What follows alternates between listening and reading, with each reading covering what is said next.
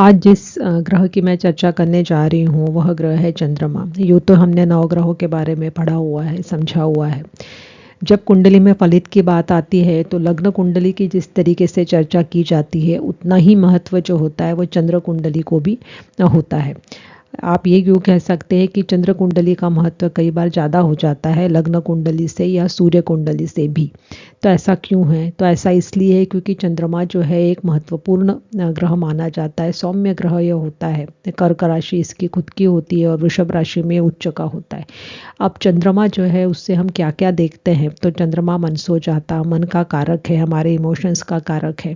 इसके अलावा हमारे मूड का कारक है। जो मूड स्विंग्स होते हैं वो चंद्रमा की ही पोजीशन गड़बड़ होने की वजह से होते हैं, ये हम सभी अब समझ चुके हैं। इसके अलावा चंद्रमा को यदि हम देखेंगे तो इसको माता का कारक भी माना गया है। मैटरनल एनर्जी जो होती है वो चंद्रमा से देखी जाती है।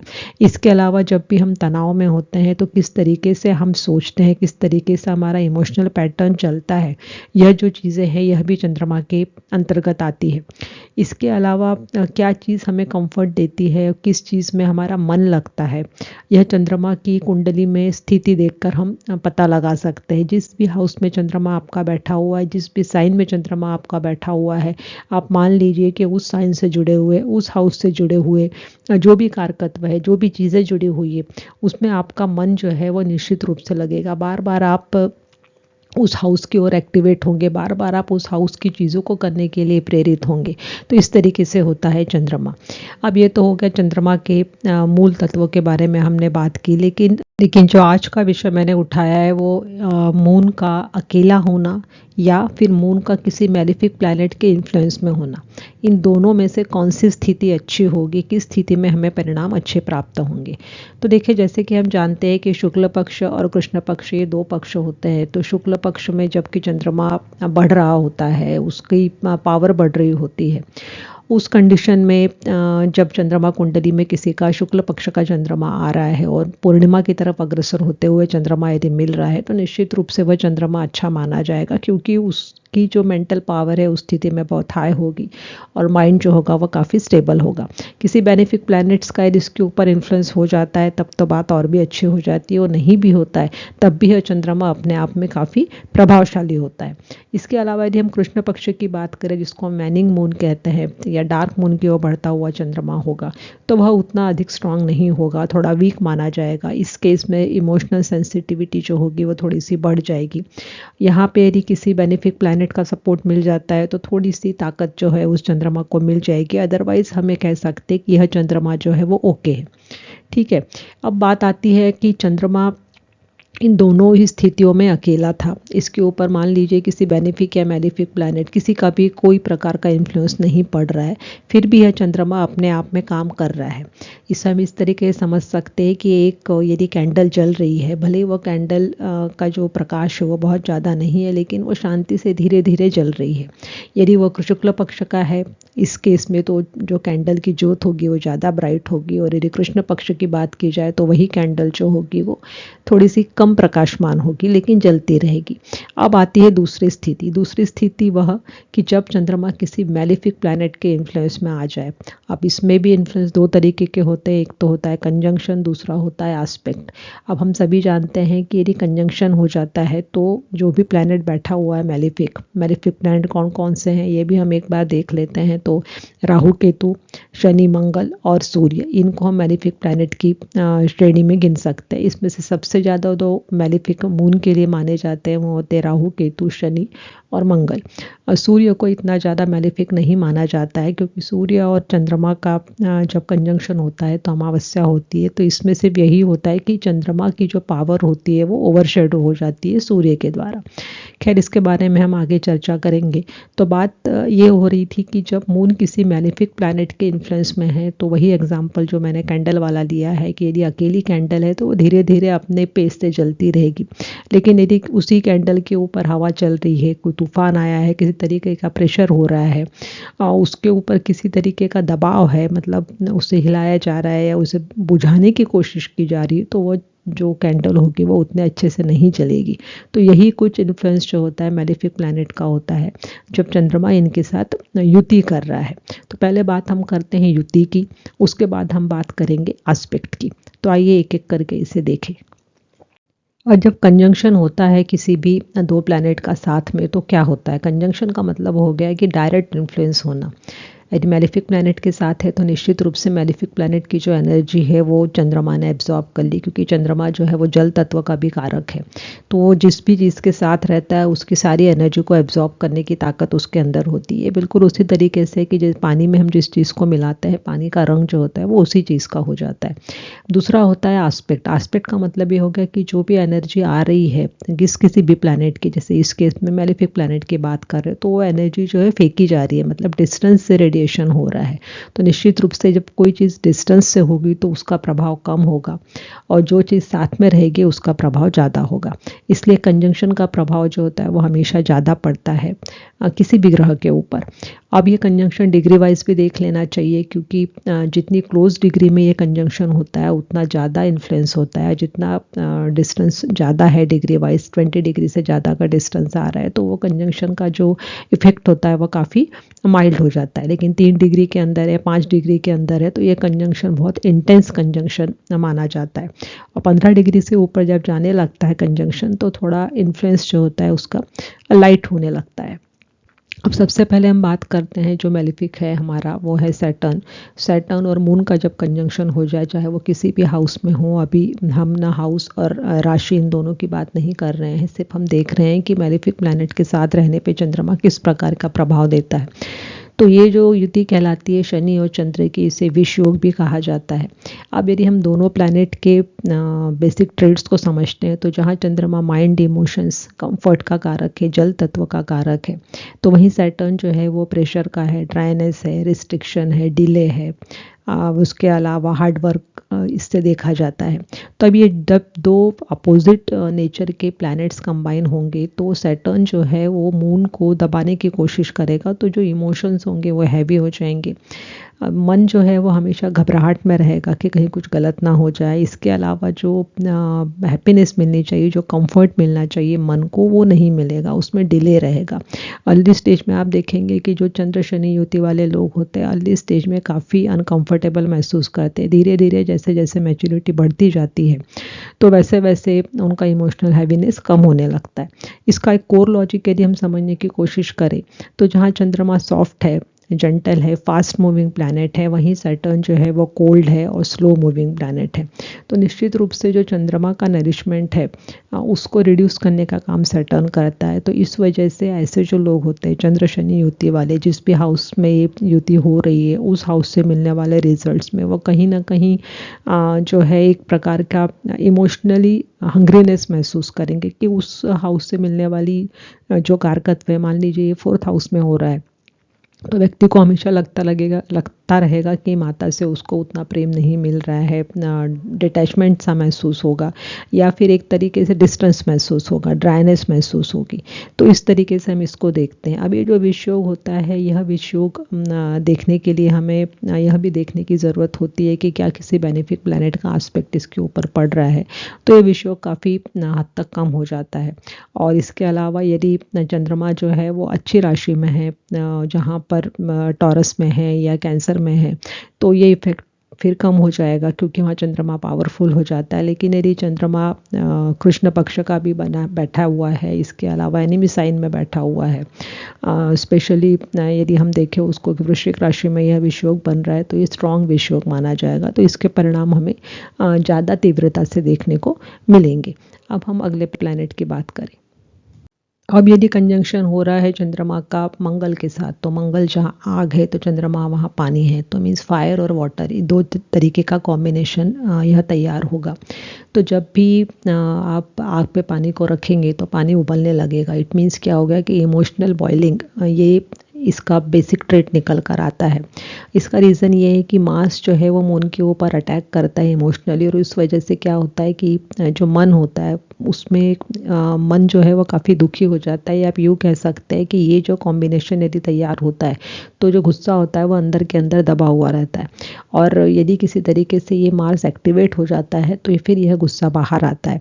इसके अलावा ये भी होता है कि ये चंद्रमा जो होता है वो मून को क्विक और इम्पल्सिव डिसीजन लेने के लिए प्रेरित करता है। मतलब चंद्रमा जो उसका मूल स्वभाव है शांति, जो इमोशंस को ज़्यादा प्रधानता देने वाला ग्रह है। लेकिन मार्स जो है वो एक्शन ओरिएंटेड ग्रह होने की वजह से मन जो है वो शांति से बैठेगा नहीं, कुछ ना कुछ करते रहने की या तुरंत रिएक्ट करने की प्रवृत्ति ऐसे लोगों में देखने को ज़्यादा मिलती है। इमोशनल एंगर ऐसे लोगों में देखने को ज़्यादा मिलता है। मतलब इस केस में ये होता है कि आर्गुमेंट बहुत ज़्यादा होते हैं, क्योंकि मार्स जो है वो रिएक्शन को पहले महत्व देता है और थिंकिंग को बाद में देता है। तो मून और मार्स ये जो कंजंक्शन जिस भी हाउस में हो जाए, उस हाउस से जो जुड़े हुए रिजल्ट्स होते हैं उसमें व्यक्ति बहुत जल्दबाजी में निर्णय लेने की कोशिश करता है। मान लीजिए कि वो फर्स्ट हाउस में बैठ जाए ये कंजंक्शन, और यदि यह कंजंक्शन एनिमी साइन में हो रहा है, और मान लीजिए यदि ये एरीज में हो रहा है या स्कॉर्पियो में हो रहा है जहाँ की मार्स के ट्रेड्स और बढ़ जाते हैं, तो व्यक्ति बहुत इम्पल्सिव रहता है। मतलब कोई भी डिसीजन लेने से पहले वो सोचेगा नहीं, कर गुजरेगा, उसके बाद भले ही उसे पछतावा हो, लेकिन वो सोच के निर्णय न लेने की जो प्रवृत्ति होती है वो ऐसे कंजंक्शन में देखने को मिलती है। इसके बाद जो सबसे खराब कंजंक्शन जिसे हम कहेंगे चंद्रमा का, वो होता है राहु और केतु के साथ। तो राहु के साथ जब कंजंक्शन होता है तो एक ग्रहण दोष कहलाएगा, क्योंकि राहु जो है वो शेडो कर देगा चंद्रमा को, या आप यूँ कह सकते हैं कि राहु चंद्रमा को खा जाएगा। क्योंकि राहु जो है वो भ्रमिक स्थिति को दिखाता है, कन्फ्यूज़न को दिखाता है, बहुत ज़्यादा मटेरियलिस्टिक डिज़ायर्स को शो करता है। कहीं ना कहीं एक माइंड जो होता है वो कंफ्यूजिंग स्टेट में रहता है, कुछ समझ में नहीं आता है, उकसाने वाला काम जो होता है वो राहु का होता है। तो इसका यदि हम लॉजिक समझने की कोशिश करें तो राहु जो है वो चंद्रमा के ट्रेड्स को दोगुना तिगुना बढ़ा देगा। मतलब व्यक्ति जो है वो ओवर थिंकिंग करेगा, किसी भी चीज़ के लिए पहले से सोचना शुरू कर देगा, या यूँ कह लीजिए कि हवाई किले बनाना शुरू कर देगा। इमेजिनेटिव पावर उसकी बहुत ज़्यादा बढ़ जाएगी। जो चीज़ होने वाली है आगे उसके बारे में एक वो विजुअलाइजेशन पहले से स्टार्ट कर देता है। ये होता है राहु और चंद्रमा का कंजंक्शन। इसके अलावा राहु जो है वो एक प्रकार का डर भी व्यक्ति को देता है, माइंड में क्लैरिटी नहीं आती है, एक ऑब्सेशन जो है राहु क्रिएट करता है चंद्रमा के लिए। मान लीजिए कि यह कंजंक्शन हो रहा है सेकंड हाउस में, फैमिली हाउस में, या अपने धन वाले हाउस में, तो ये दोनों चीज़ों के लिए व्यक्ति बहुत ऑब्सेसिव हो जाएगा, अपने फैमिली को लेके, अपने बेसिक अर्निंग को लेके या अपने संचित कोष को लेके उसके मन में हमेशा अपना ये उथल पुथल मचती रहेगी कि किस तरीके से मैं इसे बढ़ाने की कोशिश करूँ, किस तरीके से मैं इसे सेव करने की कोशिश करूँ। इस तरीके का जो ट्रेट होगा वो दिमाग में चलता रहेगा। इमोशनल इंस्टेबिलिटी को भी यह दिखाता है, क्योंकि राहु जो एक ऐसा ग्रह है कि वो कंटिन्यूस प्लानिंग कर रहा है, वह सिर्फ चल रहा है, अनप्रेडिक्टेबल है, और उसके दिमाग में आइडियाज़ जो होते हैं वो लगातार आते जाते हैं। मतलब मून राहु कंजंक्शन वाले लोग जो है कभी शांति से रह नहीं पाते, दिमाग को हमेशा उकसाने का काम यह राहु करता है। तो यह कंजंक्शन अच्छा नहीं माना जाएगा। अब देखें कि मून और केतु कंजंक्शन किस तरीके से काम करता है। अब बात आती है चंद्रमा और केतु के कंजंक्शन की। तो केतु जहाँ डिटैचमेंट को, पास्ट लाइफ कर्मास को शो करता है, नो डिज़ायर्स को शो करता है, स्पिरिचुअलिटी को शो करता है। इसके अलावा केतु से हम हिडन थिंग्स को भी देख सकते हैं। तो केतु जिस भी ग्रह के साथ बैठता है उस ग्रह के कैरेक्टरिस्टिक को कम करने का काम केतु का होता है। तो निश्चित रूप से यहाँ पे केतु जो है वो व्यक्ति के इमोशनल अटैचमेंट को कम करेगा। केतु के पास कोई डायरेक्शन नहीं है, क्योंकि उसके पास सिर्फ धड़ है, सोचने की शक्ति नहीं है। तो व्यक्ति जो है वो डायरेक्शनलेस घूमता रहता है, स्पेशली इमोशनल मामले में। कहीं ना कहीं एक खालीपन सा मन में महसूस होता रहता है चंद्रमा और केतु कंजंक्शन वालों को, क्योंकि केतु जो है वो इमोशनल नीड्स को टोटली हटा देता है, लेकिन स्पिरिचुअलिटी को बढ़ा देता है। क्योंकि कहीं ना कहीं केतु की वजह से व्यक्ति जो है वो अंतर्मुखी हो जाता है, या आप यूँ कह लीजिए कि अंतर मन की तरफ सोचने की प्रवृत्ति उसकी बढ़ती चली जाती है, बाहरी दुनिया से कट जाता है। तो बाहरी दुनिया से कटने की वजह से ये हो जाता है कि रिलेशनशिप्स एक्सेट्रा में यदि ये कंजंक्शन बन रहा है, मान लीजिए moon Ketu conjunction 7th house में बन गया, तो मैरिड लाइफ में एक प्रकार से डिटैचमेंट जो है व्यक्ति को महसूस होता है। कहीं ना कहीं उसे लगता है कि मैं इस रिलेशन में कनेक्ट नहीं हो पाया हूँ ड्यू टू इमोशनल नमनेस। तो इस तरीके से मून और केतु कंजंक्शन देखा जाता है। अब बात करते हैं हम चंद्रमा और सूर्य, ये दोनों जब साथ में युति करते हैं तो क्या परिणाम देंगे।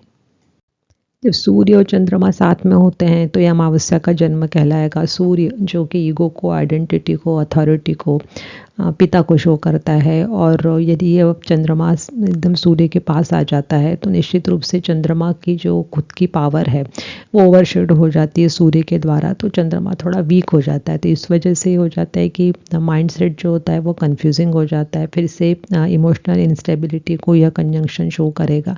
एक तरीके से सूर्य की गर्मी की वजह से चंद्रमा की जो शांतता है, उसका जो कूलनेस है, वो कहीं ना कहीं मेल्ट हो जाता है।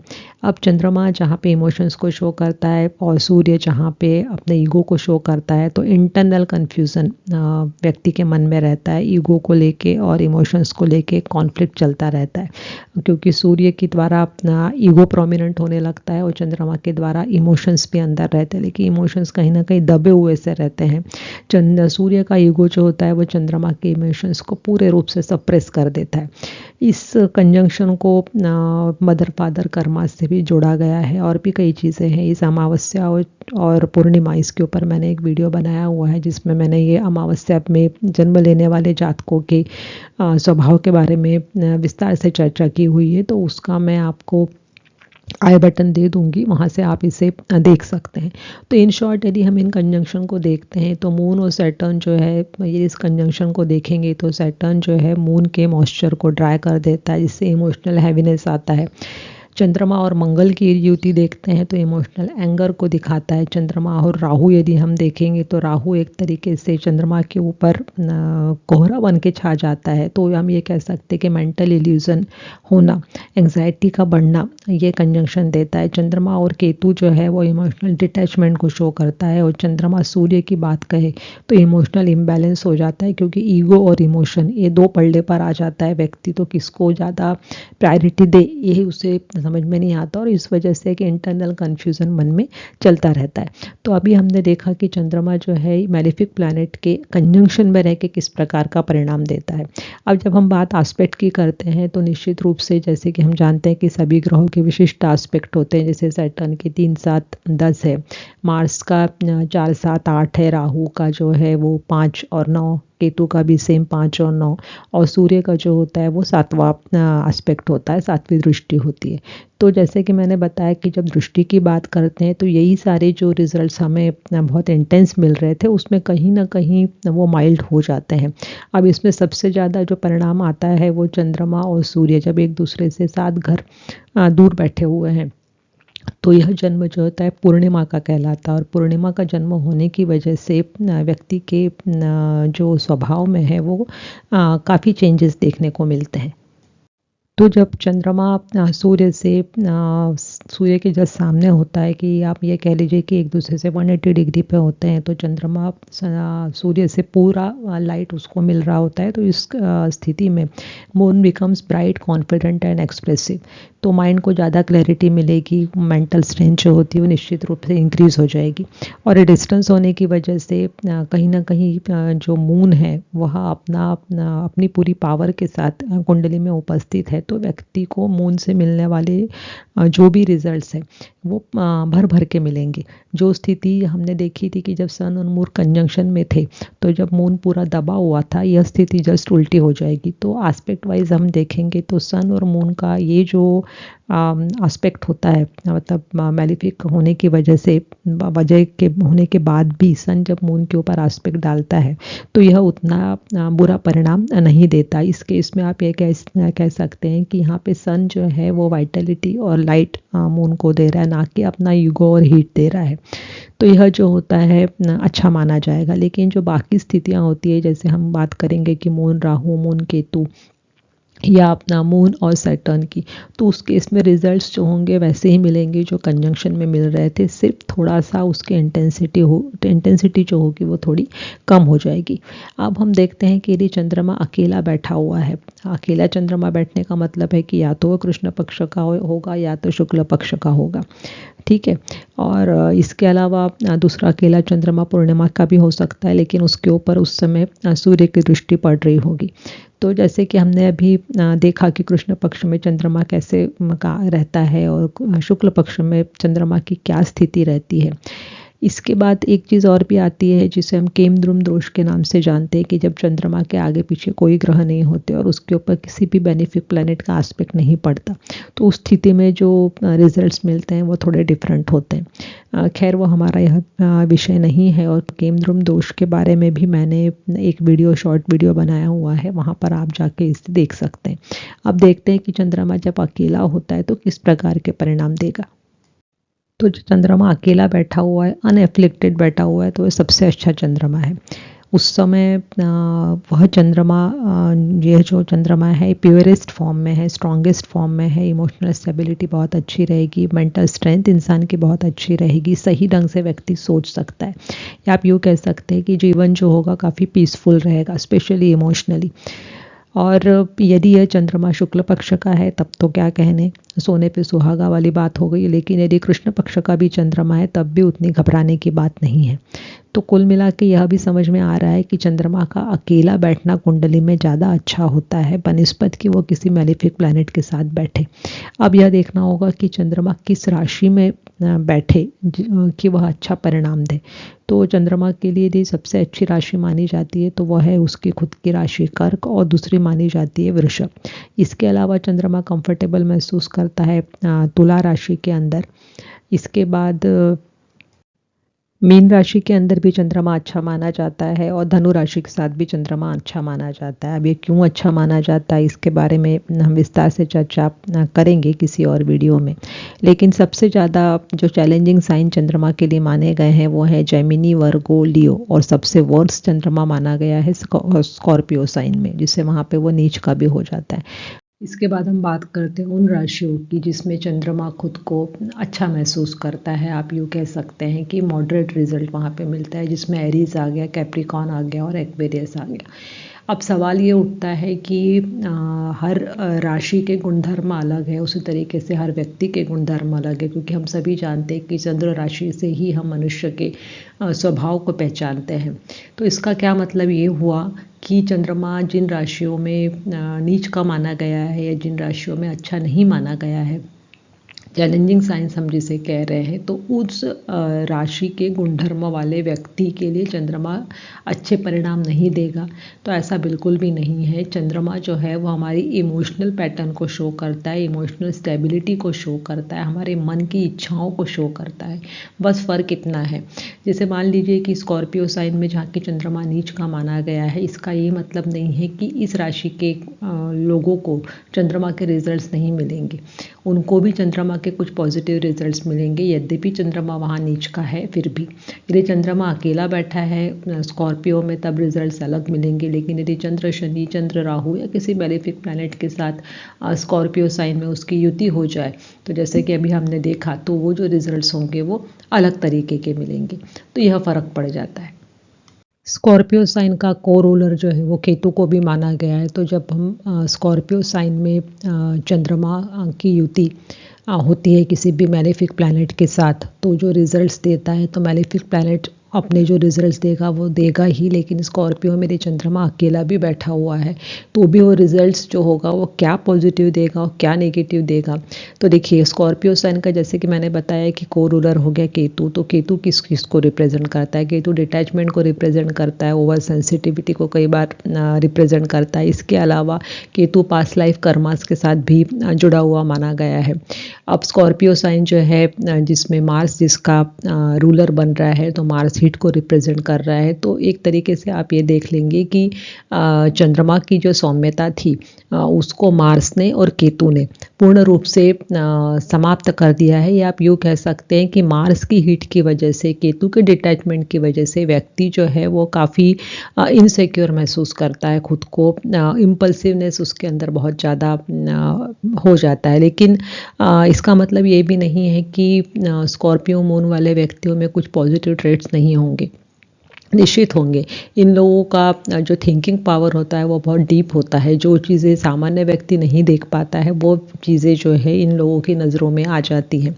इसके अलावा इनका इंट्यूशन पावर बहुत अच्छा होता है। और यदि ये चंद्रमा स्कॉर्पियो में अकेला बैठा हुआ है, कृष्ण पक्ष का बैठा हुआ है, तो यह और भी बुरे परिणाम देगा। बुरे परिणाम इन द सेंस कि इमोशनली और सेंसिटिव व्यक्ति को बना देगा। लेकिन वही चंद्रमा यदि शुक्ल पक्ष का बना है तो थोड़ा सा इफेक्ट जो होता है वो माइल्ड हो जाता है। तो कुल मिला के स्कॉर्पियो मीन को हम ऐसे समझ सकते हैं कि किसी छोटे से बच्चे को किसी अंधेरे कमरे में जाके रख दिया जाए, जहाँ पे उसे डरावने जो है पिक्चर्स दिखाए जाए, घोस्ट एटसेट्रा के, तो जो व्यक्ति होगा वो क्या हो जाएगा, वो बच्चा क्या हो जाएगा, अनस्टेबल हो जाएगा, बुरी तरीके से डर जाएगा, इनसिक्योरिटी उसको फील होने लगेगी। तो इस तरीके का चंद्रमा होता है जब वो स्कॉर्पियो में है। और मैंने अभी यहाँ पे बात करी है कि अकेला बैठा हुआ है तब। लेकिन यदि मेलेफिक प्लैनेट का एस्पेक्ट उसके ऊपर पड़ रहा है और कंजंक्शन उसके साथ हो रहा है, तब तो रिजल्ट्स और भी ज़्यादा जो होंगे वो चेंज हो जाएंगे। तो इस तरीके से हम अलग अलग राशियों में चंद्रमा के कैरेक्टरिस्टिक को समझ सकते हैं। जैसे तुला राशि में चंद्रमा जो होता है वो बैलेंस महसूस करता है, इसलिए तुला राशि रिलेशनशिप को शो करती है, तो वहाँ पे चंद्रमा खुद को हैप्पी महसूस करता है। इसलिए तुला राशि के जातकों को आप देखेंगे तो काफ़ी संतुलित प्रवृत्ति के होते हैं। ये मैं सिंगल चंद्रमा की बात कर रही हूँ। उसी प्रकार से यदि हम चंद्रमा को देखते हैं किस में, वृषभ राशि में, जहाँ चंद्रमा उच्च का होता है, तो वृषभ राशि भी स्टेबिलिटी को शो करती है, पृथ्वी तत्व प्रधान राशि है। तो वहाँ पे भी चंद्रमा जो है वो खुद को कंफर्टेबल महसूस करता है, क्योंकि देखिए चंद्रमा एक्चुअली में है क्या, चंद्रमा जो है वो इमोशंस है, और व्यक्ति हमेशा चाहता है कि वो इमोशनली स्टेबल रहे, है ना। यदि दिमाग में कुछ ना कुछ चल रहा है, मन जो है उसमें भटकाव है, तो कहीं ना कहीं व्यक्ति परेशान हो जाता है। तो इस वजह से वहाँ पे चंद्रमा खुद को कंफर्टेबल महसूस करेगा। इसके बाद यदि हम बात कर लेते हैं जेमिनी की, तो जेमिनी में जो चंद्रमा होता है और एक तरीके से ऐसे पानी को शो करता है जिसमें कंटिन्यूस वेव्स उठ रही है, क्योंकि देखिए जेमिनी जो है वो एयर तत्व उसका है, वायु तत्व प्रधान राशि मानी गई है, कम्युनिकेशन के साथ इसको जोड़ा हुआ है, क्योंकि बुध इसका स्वामी बनता है। ठीक है, बुध क्या करता है, बुध लॉजिक को शो करता है, चंद्रमा इमोशंस को शो करता है, और जो राशि उसको मिल रही है वो मिल रही है वायु तत्व प्रधान। तो जैसे वायु एक जगह ठहर के नहीं रह सकती, उसी तरीके से जेमिनी वाले जो लोग रहते हैं उनके इमोशंस आते जाते रहते हैं। कभी उन्हें बहुत अच्छा लगेगा, कभी उन्हें अच्छा नहीं लगेगा, मीन्स मूड स्विंग्स है, अगेन इंस्टेबिलिटी इन इमोशंस को आप कह सकते हैं। लेकिन इनका कम्युनिकेशन पावर बहुत अच्छा रहता है, टैलेंट इनके पास बहुत ज़्यादा अच्छा रहता है। लेकिन प्रॉब्लम यही हो जाती है इनकी कि इनको इमोशनली ये बिल्कुल क्या कहना चाहिए, रेस्टलेसनेस होते हैं, मतलब उन्हें समझ में नहीं आता कि वो उनमें स्थिरता नहीं होती, शांति से बैठे हुए आपको लोग नहीं दिखेंगे जेमिनी मून वाले। जब जेमिनी में मून अकेला है तब हम बात कर रहे हैं। उसी तरीके से भी हम देखते हैं मून को लियो में, अब लियो में फायर साइन है, फायर और वाटर का कॉम्बिनेशन हो गया, तो क्या होगा, वहाँ पे वही स्थिति हो जाएगी कि एक प्रकार से फायर और वाटर जब साथ में होते हैं तो स्टीम बन जाती है, तो इमोशंस एकदम राइज होंगे, ड्रामेटिक एक्सप्रेशन इंसान देने लगेगा, कहीं भी जगह शांति से यहाँ पे भी लोग नहीं बैठ पाएंगे, लेकिन यहाँ पे ईगो और इमोशंस इन दोनों का कॉन्फ्लिक्ट चलता रहेगा। इसलिए जो लियो मून वाले हैं, जिसे हम सिंह राशि कहते हैं, उन लोगों को अपना सेल्फ रिस्पेक्ट बहुत ज़्यादा प्यारा होता है, क्योंकि वहाँ पे उसका जो स्वामी बन रहा है सिंह राशि का वो है सन, जो कि ईगो दे रहा है, प्राउड वहीं से आता है। और फायर एलिमेंट होने की वजह से जो इमोशंस होते हैं वो ड्रामेटिकली राइज होते हैं। इसके अलावा एक्सप्रेसिव नेचर ना इनका होता है, रॉयल नेचर होता है, लेकिन मून इनको थोड़ा सा सेंसिटिव भी बनाता है, किसके रिगार्डिंग, रिस्पेक्ट के रिगार्डिंग। इसलिए यदि आप देखेंगे सिंह राशि वाले लोगों के साथ ये खासियत होती है कि यदि उनका डिसरिस्पेक्ट किया जाए या उन्हें इग्नोर कर दिया जाए तो वो खुद को बड़ा हर्ट महसूस करते हैं। तो इस तरीके से हम इसे समझ सकते हैं। उसी तरीके से यदि हम कन्या राशि की बात करते हैं तो कन्या राशि में जो चंद्रमा होता है, अगेन ये बुध की राशि है, लेकिन ये एनालिसिस को शो करती है, परफेक्शन की तरफ जाती है, और ये पृथ्वी तत्व प्रधान राशि होने की वजह से यहाँ इमोशंस थोड़े से स्टेबल होते हैं। लेकिन यहाँ पे जो चंद्रमा इस राशि में जिसका चंद्रमा है, उन लोगों का प्रॉब्लम ये होता है कि हर जगह परफेक्शन को लेकर चलते रहते हैं, हर बात की बाल की खाल निकालने का काम ये करते रहते हैं।